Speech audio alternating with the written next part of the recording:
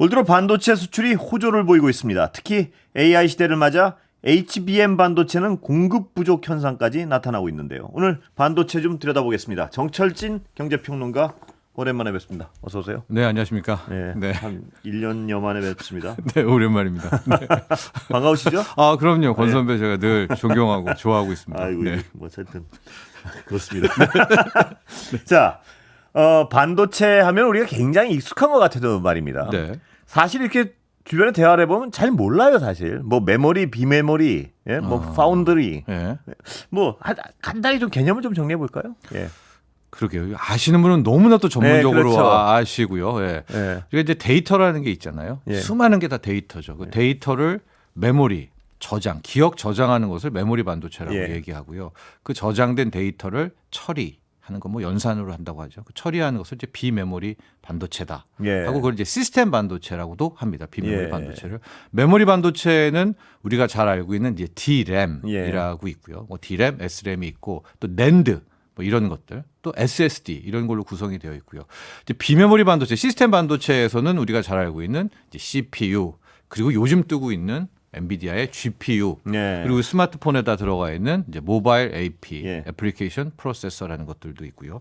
자동차도 요즘 거의 전기 장치로 돼 있잖아요. 거기에 들어가는 뭐 MCU 예. 이런 것들이 크게 구성이 되어 있습니다. 자, 그럼 그 중에 네. 우리가 강한 것은 메모리죠, 지금? 네, 그렇습니다. 예. 예. 그리고 팹리스랑 파운드리는 또 뭡니까? 그러니까 팹리스 파운드리라는 건 뭐냐면은 엔비디아라는 회사가 지금 이제 그 유명한 H100 같은 AI 칩, AI 가속기를 자기네 공장에서 만들진 않죠. 예. 예. 그러니까 팹리스 공장이 없다. 네. 그러니까 어디선가 자기네들 이제 설계를 딱 했을 거 아닙니까?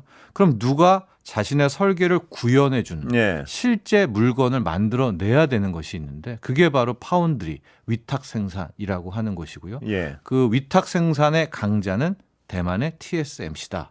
세계 1등, 압도적인 1등이죠. 예, 압도적인 1등인데 여기에서 이제 약간 초보자들이 헷갈리는 거는 위탁 생산하면 우리 약간 이미지로는 좀 저기술 가지고 별거 아닌 거 가지고 약간 좀 브랜드 명을 하고 싶으면 약간 삐에르 가르데 예. 뭐 이런 거 브랜드에서 그 뚝딱 뭐 옷 만드는 거 그렇게 아니야라고 오해하기 하겠지만 쉬운데, 예. 이것은 그 설계를 구현해 낸다는 그 기술이 어마어마한 기술력이죠. 그게 예. 어마어마한 기술이고요. 이건 바이오에도 마찬가지입니다. 이제 삼성 바이오로직스를 우리가 뭐 CMO 기업이라고 하는데 그 바이오 제약도 그걸 만들어내는 그 기술이 그렇죠. 진짜 놀라운 건데 TSMC라는 것이 그래서 이제 굉장히 이제 호평을 받고 이제 이름난 기업이고 요번에 그 이제 H100이라는 그런 것도 실제로 GPU를 갖다 놓고 거기에 이제 좀 이따 설명하겠지만 HBM 4개를 갖다 네. 붙이고 그걸 웨이퍼에 앉히고 이 되게 어려운 기술인데 그거를 이제는 이제 해낸 거죠. 그 어려운 일을. 말씀하셨듯이 그 대만에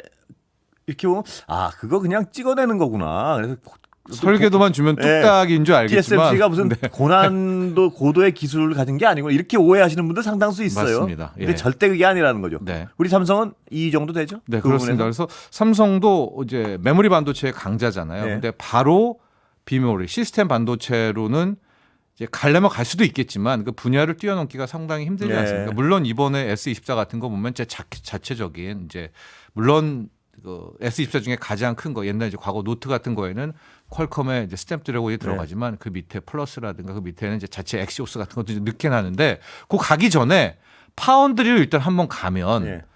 많은 부분들의 시스템 반도체들을 좀 할 수 있을 것 아니겠습니까? 네. 이게 삼성 특유의 그래서 이제 넘어가려고 해서 이제 파운드리로 또 많이 시도를 하고 있어서 세계 2위가 일단 삼성전자입니다. 예, 그렇다면 우리는 설계는 좀 약하죠, 아직? 반도체 설계는? 그렇죠. 그래도 네. 요즘에 많이 도전도 하고 있습니다. 그러니까 네. 우리 한국이 이제 첫 걸음에서 조금 더 나아가고 있는. 근데 결과적으로는 또 이게 모든 걸 잘해야지 과거처럼 우리가 메모리 하나만으로 뭐 먹고 살 수도 있고 이제 그런 단계는 아닌 그런 예. 상황이 됐습니다. 산업 생태계가. 설계는 아직도 미국이 1등이죠? 아무리 봐도. 그렇습니다. 뭐 유럽도 장하고 네, 뭐 유럽도. 그 설계도 다 독특하게 이제 예. 강한 그런 특기가 있습니다. 그 설계도 어느 쪽, AI 쪽이냐 뭐 어느 쪽이냐 다 맞습니다. 다르겠고요. 예, 예. 엔비디아는 아까 GPU. 네. 예.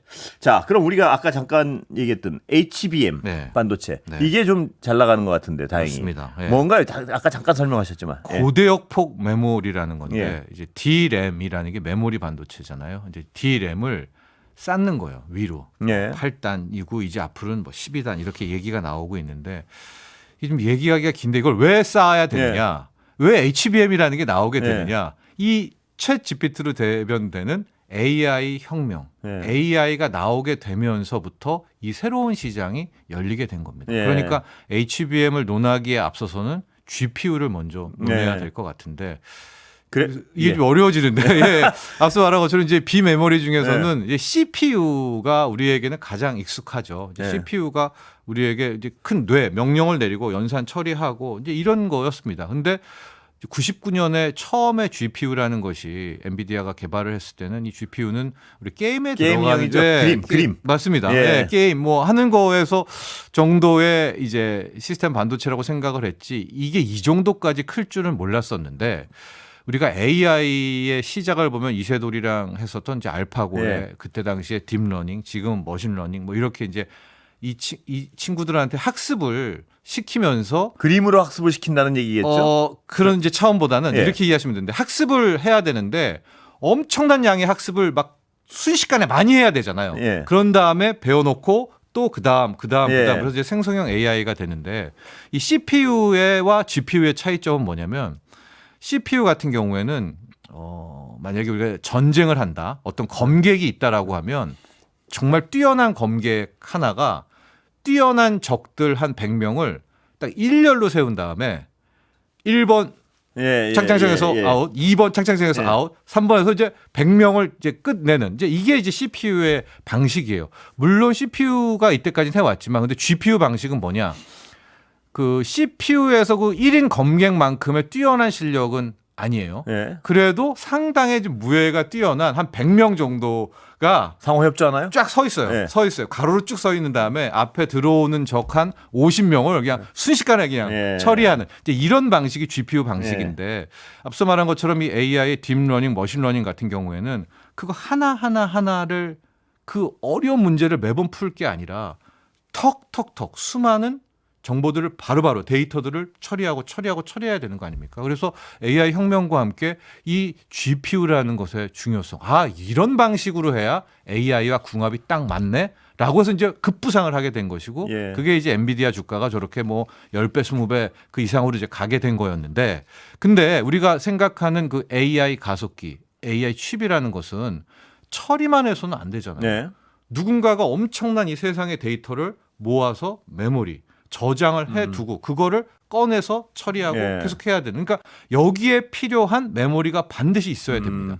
그 녀석이 바로 HBM인데 HBM이라는 것은 앞서 말한 것처럼 이제 D램을 위로 뭐 약간 3D로 8단을 쌓고 뭐 이렇게 뭐 쌓는 거고 앞으로 12단도 쌓게 되는데 그거보다도 더 중요한 것이 거기에 쌓이는 데이터가 빠져나오는 그 길이 2차선이 아니라 쉽게 말하면 16차선을 만드는 거예요. 고대역폭이라는 게. 그러니까 GPU에서 딱 오더만 하면 수많은 데이터가 쭉쭉쭉 빠져나오려니까 당연히 처리하는 속도라든가 용량도 업그레이드가 되겠고 이 전기를 엄청 먹습니다. 근데 이렇게 HBM처럼 고대역폭 메모리를 사용하면 이제 AI 가속기에 이제 소위 말하는 전력도 절약할 수가 있고 그래서 이 두 개의 궁합이 맞아 떨어지면서 이제 소위 말하는 AI 가속기가 나왔고 여기에다가 낸드 플래시를 갖다 붙이면 이게 우리가 알고 있는 뭐 AI 컴퓨터하고 이 AI 컴퓨터를 한 수천 대를 딱 사놓은 게 데이터 센터 이렇게 쭉 개념을 키워놓으면 될 것 같아요. 그런데 이 HBM이 잘 나가는데요. 이 SK 하이닉스가 여기서 1등이죠? 국내? 그렇습니다. 뭐 세계에서도 엔비디아의 물량을 다 받고 있으니까요. 그러니까 어떤 전략적 선택을 굉장히 잘한 거네요. 발빠르게. 그렇죠. 하고 이제 마이크론도 여기를 성공했다라고 하는데 실제로 우리가 코로나19 이전 2019년, 2020년만 돌아가도 이게 이렇게 될 줄은 19년 당시에는 몰랐었죠. 엔비디아 자체도 이렇게 잘 나갈지 본인들도 모르는 거 아니겠습니까? 거기에는 이제 챗 GPT라는 또 다른 세상을 연 AI 혁명을 연 여기서부터 이제 엔비디아가 급부상, GPU 여기에 짝꿍인 HBM도 같이 이제 타오르게 됐었는데 만들기가 굉장히 어렵습니다. 우리가 수율이라고 하잖아요. 반도체는 수율 얼마나 이제 생산 대비 완성도가 좋은가라고 하는데요. 실제로 HBM 같은 경우에 하이닉스의 HBM 수율이 70%? 그래요? 그러니까 10개 만들면 한 3개에서 4개는 버립니다. 그런데 이 마진이 거의 한 50% 이상 그렇군요. 그러니까 버려도 이게 되는 수준인 거죠. 진짜 네. 엄청난 이 황금알을 낳는 거위인 거죠. 예. 네. 자, 그럼 SK 하이닉스는 이것 때문에 잘 나가는데 네. 삼성은 어떻습니까 요새? 삼성전자는 안 되죠. 네. 이제 그것 때문에 뭐 천하의 삼성이 왜 HBM에서 저렇게 계속해서 네. 밀리는가?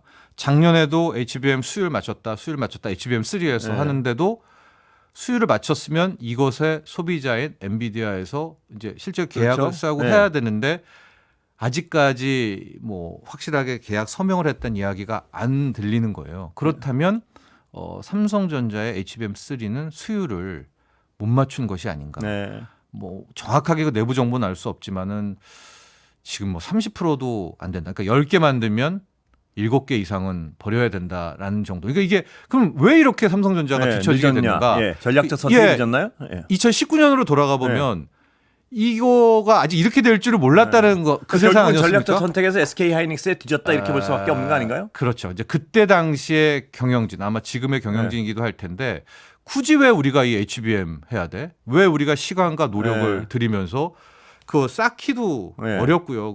그 어렵습니다. 수율을 맞추기도 어렵고 네. 이거 굳이 하지 말자. 네. 네. 누군가 그런 선택을 했군요. 네, 했겠죠. 네. 그랬고 그 여파가 네. 그때 한 2년 정도 쉰 여파가 네. 지금 오게 되는 거죠. 네. 예.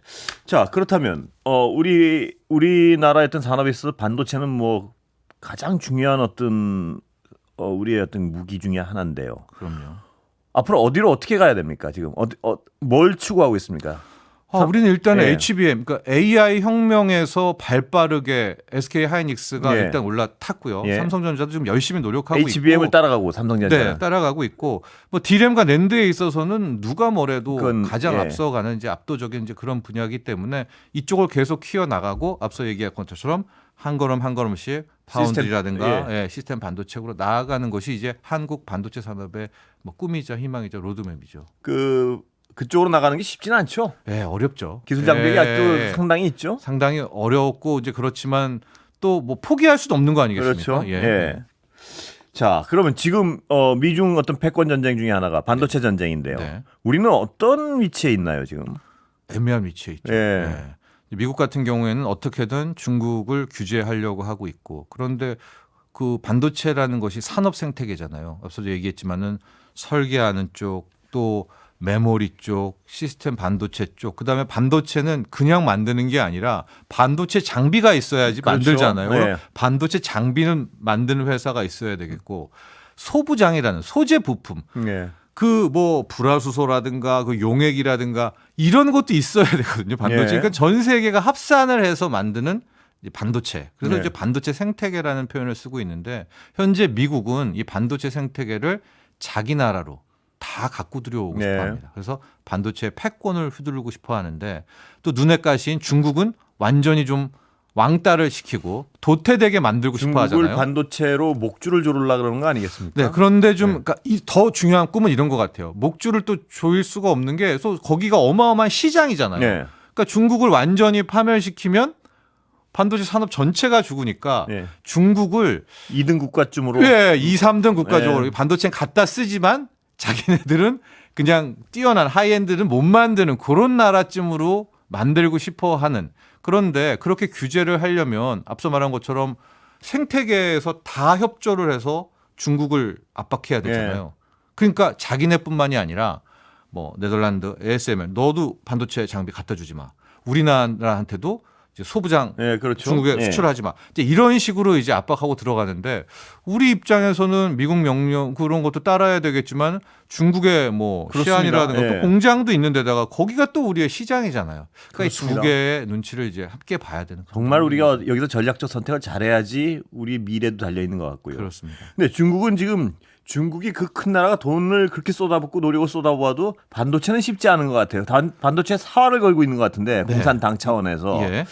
어디까지 올라와 있나? 예를 들어서 중국이 그 돈을 쏟아붓고도 안 되는 걸 농담식으로 축구 안 되고, 네. 그다음에 자동차를 못했고 중국이 예. 지금 물론 전기차는 하지만 재래식 자동차, 그러니까 그 내연기관 자동차는 못했고 반도체도 못하고 있다 뭐 이런 얘기를 하는데 꽤 올라오지 않았습니까? 꽤 올라왔죠. 예. 예, 꽤 올라와서 뭐 15나노 이상, 뭐 20나노 이상 이런 쪽은 이미 잘하고 있고, 근데 미국도 그런 쪽은 좀 허용하는 네. 거고 더 핵심 뭐 10나노 밑쪽으로 압박을 하고 있는데 어떻게든 좀 하려고 하는 것 같아요. 그런 장비 같은 것도 블랙마켓 암시장에서 네. 사와가지고 만들고 있고, 그러니까 양산 같은 거는 못해도 그런 좀 재주는 좀 갖추려고 하는 그런 부분들이 중국의 반도체 산업들에서 좀 많이 보이고 있는 그런 대목이 있습니다. 중국으로서 뭐 생존의 문제라고 볼 테니까요. 네. 앞으로 몇 년 안에 어디까지 따라올 것이고, 우리는 또 그 중간에 지금 미중 사이에 끼어가지고 네.